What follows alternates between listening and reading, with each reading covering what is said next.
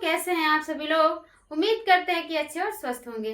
दोस्तों, आज हम लोग प्रश्नावली 3.3 का बहुत ही इम्पोर्टेंट क्वेश्चन पढ़ने वाले हैं, जो कि एग्जाम पॉइंट ऑफ व्यू से बहुत ही इम्पोर्टेंट है। तो चलिए हम करते हैं। प्रश्नावली 3.3 का क्वेश्चन नंबर कौन सा है? 4 है। दूसरे का आपका है चौथा। दिया है कि मीना 2000 रुपए निकालने के लिए एक बैंक गई। उसने खजांची से 50 रुपए तथा 100 रुपए के नोट देने के लिए कहा।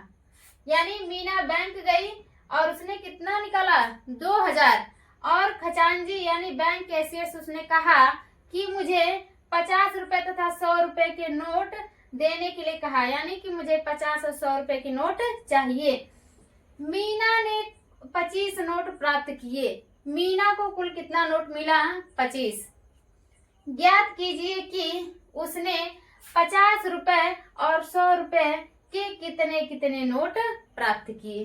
ठीक है, तो चलिए इसको हम हल करते हैं। देखिए, मीना गई आपकी बैंक, उसने कितना निकाला? 2000। आपका क्या पूछ रहा है कि उसने 50 रुपए और 100 रुपए के कितने कितने नोट प्राप्त किए। तो हमने इसके पहले भी बताया था कि जो आपका पूछ रहा है उसी को x और y मान लीजिए, आपको एक्स्ट्रा सोचने की जरूरत नहीं है। तो देखिए, मान लीजिए कि माना मीना ने 50 रुपए के x नोट तथा 100 रुपए के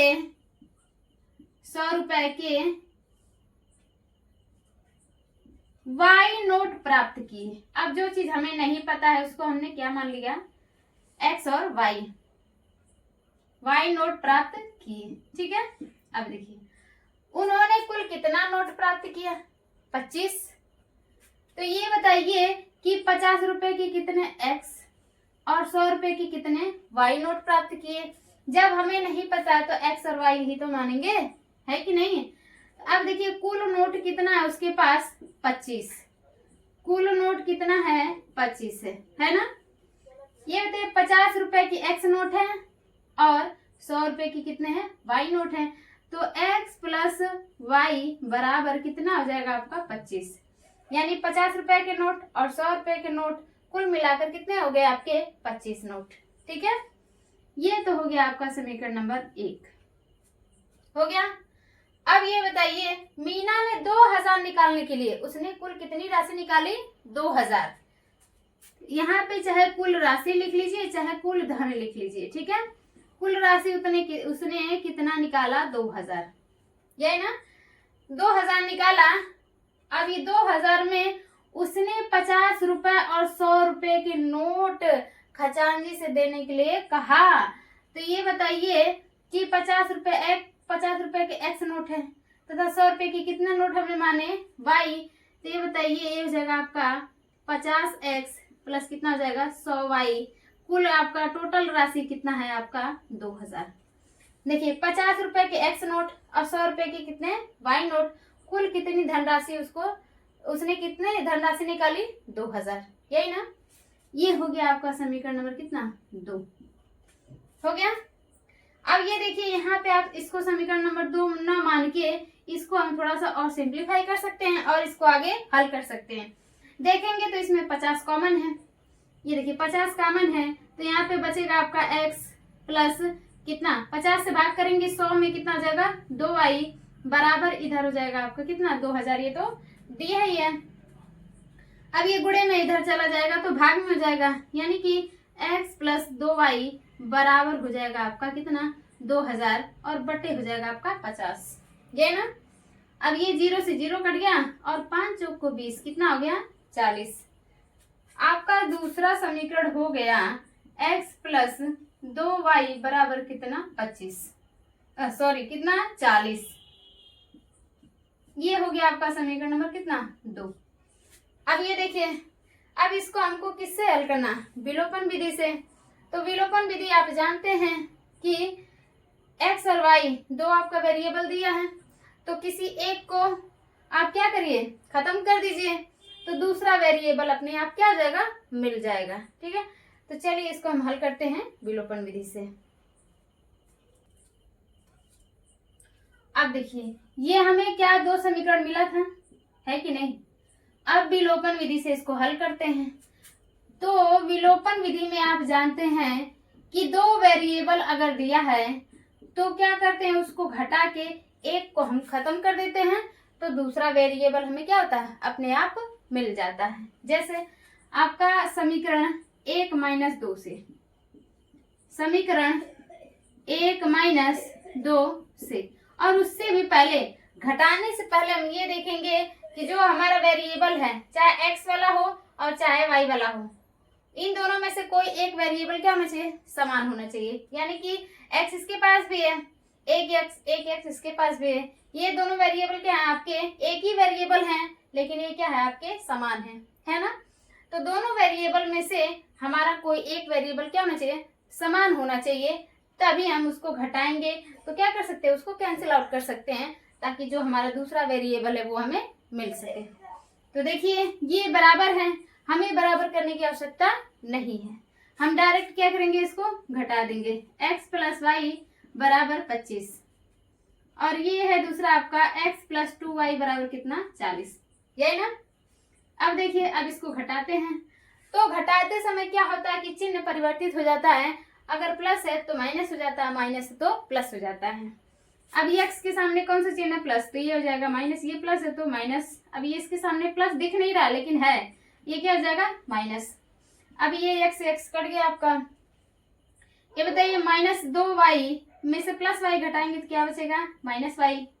अब 40 में से -40 में से 25 घटाएंगे तो आपका बचेगा कितना, -15, ये ना। अब यहाँ से माइनस से माइनस क्या हो गया, आपका कट गया, y बराबर कितना आ गया, 15। देखिए आपका क्या दो, अगर एक वेरिएबल समान है तो हमने क्या किया, उसको घटा दिया, तो एक वेरिएबल हमारा कट गया, तो दूसरे वेरिएबल का मान अपने आप निकल गया। ठीक है, अब जो हमारा y का मान निकला है उसको आप चाहे समीकरण नंबर 1 में रख दीजिए, चाहे 2 में रख दीजिए, किसी में भी रखेंगे तो y का मान निकला है तो हमारा किसका मान निकल जाएगा, x का।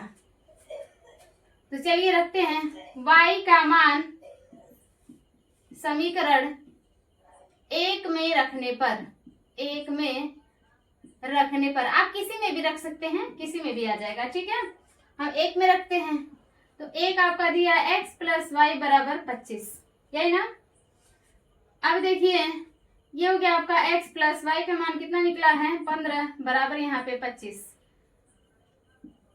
अब ये x बराबर हो जाएगा 25, ये प्लस में 15 बराबर किधर जाएगा तो -15, x बराबर आपका कितना हो जाएगा, 10, x बराबर कितना हो जाएगा, 10। यानी अब जो हमने माना था कि मीना ने 50 रुपए की कितने नोट लिए थे, माने थे ना कि 50 रुपए के उसने x नोट प्राप्त किए और 100 रुपए के उसने कितने y नोट प्राप्त किए। तो देखिए यहाँ से हो जाएगा आपका मीना ने 50 रुपए के x नोट ना, x नोट, x का मान हमारा कितना निकला है, 10, यानी कि 50 रुपए के उसने कितने नोट मिले, उसको 10 नोट मिले। फिर देखिए 100 रुपए के कितने नोट हमने माने थे, y, तो y का मान कितना आ गया आपका, 15, कितना आ गया, 15। यानी मीना ने 50 के 10 नोट लिए थे और कितना 100 के उसको 15 नोट मिले थे। ठीक है, तो ये हो गया हमारा क्वेश्चन नंबर 4। अब हम चलते हैं इसके अगले क्वेश्चन पे और इस प्रश्नावली के सबसे लास्ट और अंतिम सवाल पे। ठीक है, तो चलिए हम उसको देखते हैं, हल करते हैं उसको। अब देखिए 5वां क्वेश्चन दिया है कि किराए पर पुस्तकें देने वाली किसी पुस्तकालय, मतलब लाइब्रेरी है, लाइब्रेरी का प्रथम 3 दिनों का एक नियत किराया है, एक क्या है, एक नियत किराया है, एक फिक्स्ड किराया है, तथा उसके बाद प्रत्येक अतिरिक्त दिन का अलग किराया है। सरिता ने 7 दिनों तक एक पुस्तक रखने के लिए कितने रुपए अदा किए? 21 रुपए अदा मतलब दिया। जबकि सुशी ने एक पुस्तक 5 दिनों तक रखने के लिए कितने अदा किए? 21 रुपए अदा किए। हमें क्या ज्ञात करना है? नियत किराया तथा प्रत्येक अतिरिक्त दिन का किराया ज्ञात कीजिए। ठीक है, अब देखिए इसको हम हल करते हैं और इसको बहुत ही ध्यान से आप लोग समझिए। क्या बोला है कि नियत किराया तथा प्रत्येक अतिरिक्त दिन का किराया ज्ञात कीजिए। हमने क्या बताया कि जो चीज आपको नहीं पता है उसको एक्स और क्या मान लीजिए? वाई, यही ना। तो देखिए नियत किराया, तो देखिए प्रथम 3 दिनों का एक नियत किराया, 3 दिनों का नियत किराया है ना, तो यहाँ पे मान लेंगे कि माना प्रथम 3 दिनों का नियत किराया हमने क्या मान लिया? एक्स। कितना मान लिया? एक्स रुपए मान लिया। ठीक है, तथा प्रत्येक अतिरिक्त दिन का किराया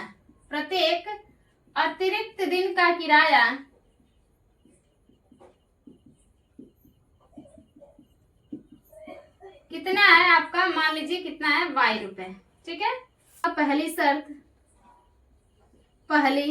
चाहे तो ऐसे लिख सकते हैं, सरिता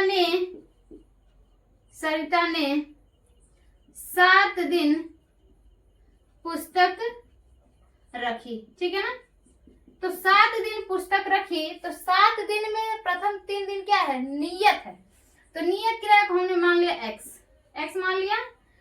अब 7 दिन में 3 दिन आपका नियत है, तो कितना बच गया? 4 बचा ना, तो 4 आपका क्या हो गया? आपका अतिरिक्त किराया हो गया ना, बराबर उसने टोटल कितने रुपए अदा किए?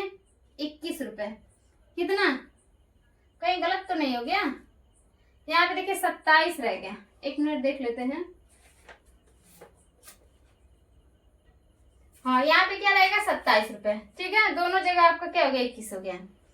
कितना उसने अदा किया? 27 रुपए। ये हो गया आपका समीकरण नंबर कितना? 1।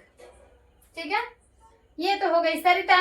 अब देखिए, जबकि सुशी ने एक पुस्तक 5 दिनों तक रखने के लिए कितने रुपए अदा किए? उसने 21 रुपए अदा किया। यानी सुशी ने 5 दिन क्या करी? पुस्तक रखी। तो ये बताइए 5 दिन में तो 3 दिन क्या है? नियत किराया है, तो 5 में से 3 निकालेंगे कितना बचेगा? 2। तो ये बताइए नियत किराया को हम कितना माने हैं? एक्स प्लस ये प्रथम 3 दिनों का है और उसने कितने दिन के लिए रखा? 5 दिन के लिए, तो 5 दिन में 3 दिन तो नियत हो गया और नियत किराया हमने क्या माना है? एक्स। अब 3 दिन निकल गया तो कितना बचा आपका? 2, ये ना, यानी x प्लस 2y बराबर उसने कितने रुपए अदा किए? 21 रुपए अदा किए। तो ये हो गया आपका बराबर 21। ये रहा समीकरण नंबर कितना? 2। ठीक है, ये दोनों समीकरण आपका बन गया। अब हमको इसको करना है विलोपन विधि से। तो विलोपन विधि में आप जानते हैं कि x और y 2 वेरिएबल है, चाहे कोई भी आपका 2 वेरिएबल है, तो हम एक वेरिएबल को अगर समान है तो ठीक है, नहीं है तो समान बना के उसको क्या कर देंगे? कैंसिल आउट कर देंगे, ताकि हमें दूसरे वेरिएबल का मान निकल जाए। ठीक है, तो देखिए ये आपका x और x क्या है? समान है, तो हमें समान बनाने की जरूरत नहीं है। तो यहाँ पे हम लिखेंगे, डायरेक्ट हम घटा देंगे समीकरण 1 माइनस 2 से।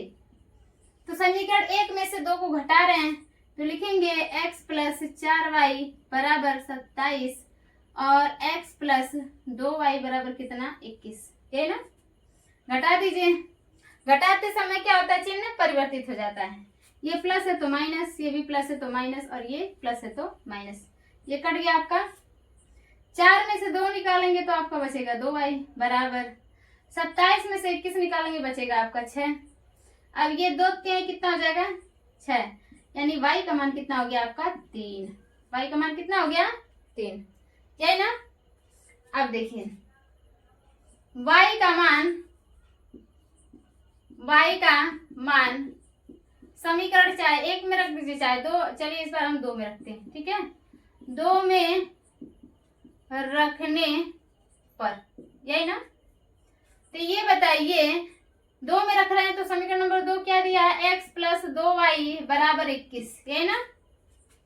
ये हो जाएगा x प्लस 2 इंटू वाई का मान कितना निकला है 3 बराबर यहाँ पे 21। ये हो गया आपका x plus 2 3 6 is equal to यहाँ पे 21।